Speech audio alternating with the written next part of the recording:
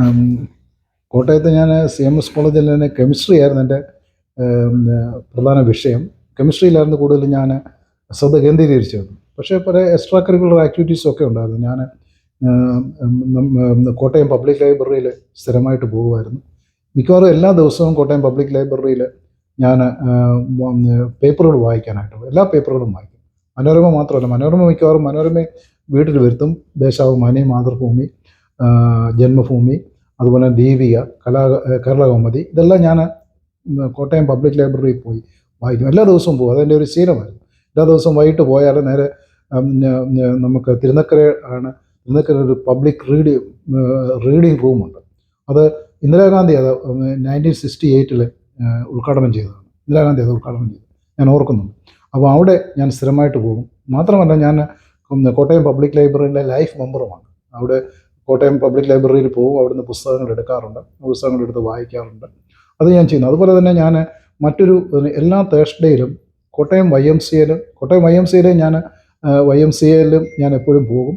YMCAയിലും paper, അവിടെ ഒരു reading റൂമുണ്ട്, അവിടെയും പേപ്പർ വായിക്കും. അതുപോലെ തന്നെ YMCAയിലും ഞാൻ ലൈഫ് മെമ്പറാണ്. കോട്ടയം YMCAയുടെ ലൈഫ് മെമ്പറാണ് ഞാൻ. കോട്ടയം YMCAയിലെ ഹോസ്റ്റലിലാണ് ഞാൻ ആദ്യം കോളേജിൽ ജോലി കിട്ടി. ആദ്യത്തെ കുറച്ച് 1-2 വർഷം കോട്ടയം YMCAയിലാണ് താമസിച്ചിരുന്നത്. അപ്പോൾ അവിടെ ഞാൻ YMCA ആക്ടിവിറ്റീസിലൊക്കെ പങ്കെടുക്കുകയും ചെയ്യുമായിരുന്നു. അവിടെ തേഴ്സ്ഡേ ക്ലബ്ബ് എന്ന് പറഞ്ഞിരുന്നുണ്ട്. തേഴ്സ്ഡേ ക്ലബ്ബ് എന്ന് പറഞ്ഞാൽ ഒരു സ്പീക്കേഴ്സ് ക്ലബ്ബാണ്.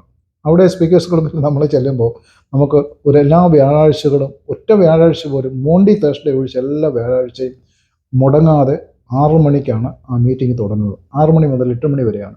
ആദ്യത്തെ ആ ഒരു ടേം എന്ന് പറയുമ്പം ആദ്യത്തെ 3/4 മണിക്കൂർ റാൻഡം ടോക്കാണ്.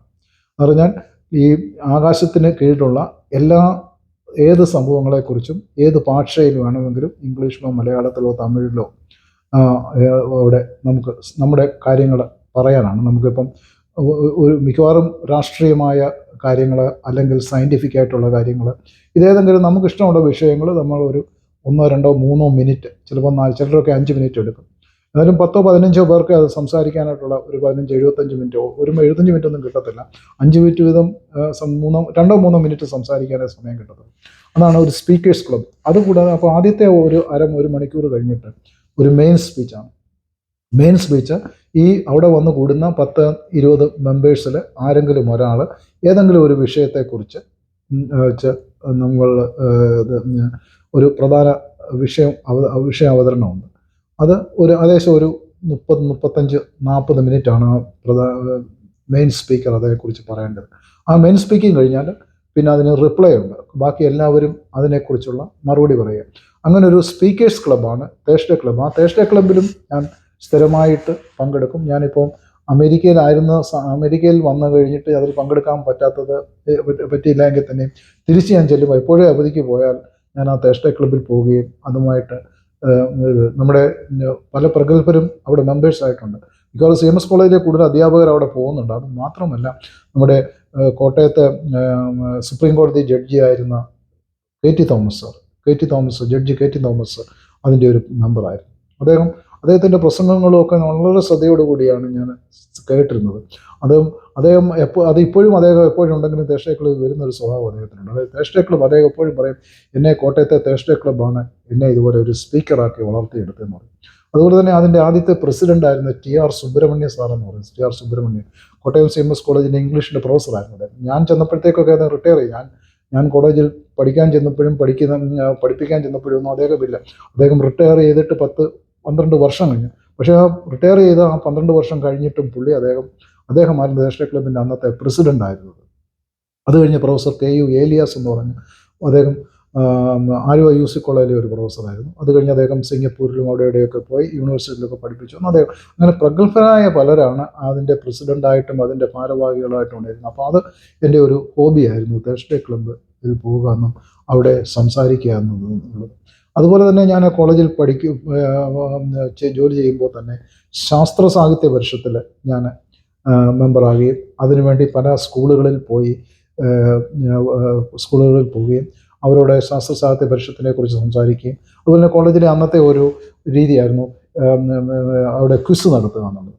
ക്വിസ്, ഇപ്പോൾ ശാസ്ത്ര വിഷയങ്ങൾ ഓരോന്ന് എടുത്തിട്ട് അതിനെ ക്വിസ് നടത്താം. ആ ക്വിസ് ഗൈഡ് ചെയ്യാനും ആ ക്വിസിൻ്റെ ക്വിസ് മാസ്റ്ററായിട്ടാകാനും ഞങ്ങളുടെ കുറേ അധ്യാപകരാണ് കൂടുതൽ പോകുന്നത്. പ്രത്യേകിച്ച് ശാസ്ത്ര സാഹിത്യ പരിഷത്തിൻ്റെ അന്നത്തെ പ്രസിഡൻ്റായിരുന്ന പ്രൊഫസർ എസ് ശിവദാസൻ ഞങ്ങളുടെ കെമിസ്ട്രി ഡിപ്പാർട്ട്മെൻറ്റിൻ്റെ അധ്യാപകനാണ്. അദ്ദേഹം ഞങ്ങളുടെ ജൂനിയറായ അധ്യാപകരെ അദ്ദേഹം അതിനുവേണ്ടി വിടും. കുറവലങ്ങാട് ദേവമാതാ കോളേജിലും അതുപോലെ തന്നെ ചങ്ങനാശ്ശേരി SB കോളേജിലും സ്കൂളുകളിലുമൊക്കെ പോയി ആ വിദ്യാർത്ഥികൾക്ക് അവർ നേരത്തെ അറേഞ്ച് ചെയ്ത ഒരു പ്രോഗ്രാമാണ്. ആ പ്രോഗ്രാമിൽ നമ്മൾ ചെയ്ത് ക്വസ്റ്റ്യനുമായിട്ട് ചെയ്യുന്ന അവരോട് ക്വസ്റ്റ്യൻ ചോദിക്കുക. ശാസ്ത്ര വിഷയങ്ങളും അതുപോലെ തന്നെ പൊളിറ്റിക്കൽ കാര്യങ്ങളും ഒക്കെയുള്ള വിവിധ വിഷയങ്ങളെക്കുറിച്ചാണ്. അപ്പോൾ അങ്ങനെയുള്ള എക്സ്ട്രാ കരിക്കുലർ ആക്ടിവിറ്റീസ് എനിക്ക് കൂടുതൽ ഉണ്ടായിരുന്നു.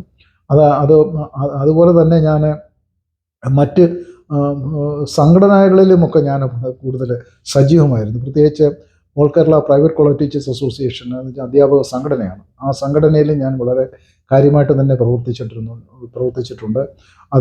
അതിനുവേണ്ടി വിവിധ കോളേജുകളിൽ പോവുക, അതിൻ്റെ സെനറ്റ് ഇലക്ഷന് വേണ്ടി ആൾക്കാരെ ബോധവാന്മാരാക്കുക, അധ്യാപകരുടെ വിവിധ വിഷയങ്ങളെക്കുറിച്ച് അധ്യാപകരെയും മറ്റുള്ളവരെയും ബോധവാന്മാരാക്കുക. അങ്ങനെയുള്ള ഒരു നേതൃത്വ സ്ഥാനത്തൊക്കെ ഞാൻ എത്തിയിട്ടുണ്ട്. അവസാനം ഞാൻ ഇങ്ങോട്ട് പോരാൻ നേരത്ത് കോട്ടയം ഇടുക്കി ഡിസ്ട്രിക്റ്റിൻ്റെ ജില്ലാ സെക്രട്ടറി ആയിട്ടാണ് ഞാൻ ഇരിക്കുമ്പോഴാണ് ഞാൻ അമേരിക്കയിലേക്ക് വിടുന്നത്. അതുവരെ ഞാൻ ആ സംഘടനയുടെയും സജീവ പ്രവർത്തനമാണ്. അപ്പോൾ എന്നോട് കോളേജിൽ പലരും ചോദിക്കണം, ഈ സമയത്തൊക്കെ തന്നെയാണ് ഞാൻ റിസർച്ച് മുമ്പോട്ട് പോകുന്നതും PhD എടുക്കുന്നതൊക്കെ. അപ്പോൾ എന്നോട് പലരും ചോദിക്കാറുണ്ട് ഇങ്ങനെയുള്ള ഇതിനൊക്കെ എങ്ങനെ സമയം കണ്ടെത്തുന്നുള്ളൂ. ആ സമയം കണ്ടെത്താനൊക്കെ ഉള്ള ഒരു ഞാൻ കംപ്ലീറ്റ് ഫ്രീ ആയിരുന്നു. ഫ്രീ എന്ന് പറഞ്ഞാൽ ഞാൻ ബാച്ചിലർ ആയിരുന്നപ്പോൾ ഇത് തുടങ്ങിയില്ലെങ്കിലും കല്യാണം കഴിച്ച് കഴിഞ്ഞ് അതൊക്കെ തുടങ്ങിയപ്പം വീട്ടിൽ പിള്ളേരൊക്കെ ഉണ്ടല്ലോ, പിള്ളേരെ എല്ലാം നോക്കുന്നത് സിസ്സയാണ്. എനിക്കതിനകത്ത് യാതൊരു ബുദ്ധിമുട്ടൊന്നുമില്ല. എനിക്ക് ആ ഭാഗത്തോട്ട് എനിക്ക് തിരിഞ്ഞ് നോക്കേണ്ടി വന്നിട്ടില്ല. അത് കാരണം അവർ സ്കൂളിൽ പോകുന്നതും അവരുടെ സ്കൂളിൽ തിരിച്ചു വരുന്നതും അവരുടെ പഠന കാര്യങ്ങളൊക്കെ ശ്രദ്ധിച്ചുകൊണ്ടിരുന്ന സിസി ആയതുകൊണ്ട് എനിക്ക് ആ ഒരു കാര്യത്തെ നോക്കേണ്ട കാര്യം. ഞാൻ 4 മണിക്ക് കൊണ്ട് വന്ന ഉടനെ കോളേജിൽ വരുന്നത് 4 മണിക്ക് വരും, കാപ്പി എന്തെങ്കിലും കാണും, കുടിച്ച് വെച്ച് ഞാൻ വീണ്ടും ഇറങ്ങുകയാണ്. ഒന്ന് ഞാനതുപോലെ പബ്ലിക് ലൈബ്രറി പോകാനോ അല്ലെങ്കിൽ സംഘടനകളുടെ മീറ്റിങ്ങിന് പോകാനോ അല്ലെങ്കിൽ ശാസ്ത്ര സാഹിത്യ പരിഷത്തിൻ്റെ മീറ്റിങ്ങിന് പോകാനോ, അങ്ങനെ ശനിയാഴ്ച ദിവസങ്ങളിലൊക്കെ എനിക്ക് എറണാകുളത്ത് അവിടെയൊക്കെ മീറ്റിംഗ് ഉണ്ട്. അങ്ങനെയുള്ള എക്സ്ട്രാ കരിക്കുലർ ആക്ടിവിറ്റീസിൽ ഒത്തിരി കാര്യങ്ങൾ ഞാൻ പങ്കെടുത്തുകൊണ്ടിരുന്നു. എല്ലാം ഒന്നിച്ച് കൊണ്ടുപോകുവാനായിട്ട് അന്ന് എനിക്ക് ആരോഗ്യം ഉണ്ടായിരുന്നു, അതിനുള്ളൊരു കഴിവും എനിക്കുണ്ടായിരുന്നു. അതെല്ലാം ഞാൻ ചെയ്യുമായിരുന്നു. പക്ഷേ ഇതൊന്നും ഒരു പ്രത്യേക ഉദ്ദേശത്തോടു കൂടി ഞാൻ ചെയ്തുകൊണ്ടിരുന്നില്ല. ഞാൻ ഇന്ന ആളാകണം, മറ്റേ ആളാകണം. ഞാൻ ഓർക്കുന്നുണ്ട് എൻ്റെ കൂടെ PhD എടുത്തവരും കോളേജിൽ PhD എടുത്തവരും ഒക്കെ യൂണിവേഴ്സിറ്റികളിലൊക്കെ ഹയർ പൊസിഷനിലേക്ക് പോകാനായിട്ട് ശ്രമിക്കും. ഞാൻ ഒരിക്കലും ഒരു ഹയർ CMS കോളേജിൽ ഇരുന്നു കൊണ്ട് അന്ന് എനിക്ക് വേണമെങ്കിൽ എനിക്ക് ഗവൺമെൻറ്റിലൊക്കെ സ്വാധീനം ഉണ്ടായിരുന്നു. പക്ഷേ എനിക്ക് ഹയർ പോസ്റ്റുകൾ എവിടെയെങ്കിലും പിടിച്ചു പറ്റാമായിരുന്നു. പക്ഷേ അതൊന്നും ആഗ്രഹമൊന്നും ഞാൻ കാണിച്ചില്ല. പക്ഷേ ഈ ജോലികളൊക്കെ ഞാൻ തുടർന്ന് കൊണ്ടുപോകുന്നു. അതിൽ ഞാൻ സന്തോഷം കാണുകയും പ്രൊഫഷണൽ സാറ്റിസ്ഫാക്ഷൻ കാണുകയും ചെയ്തുകൊണ്ടിരുന്നു.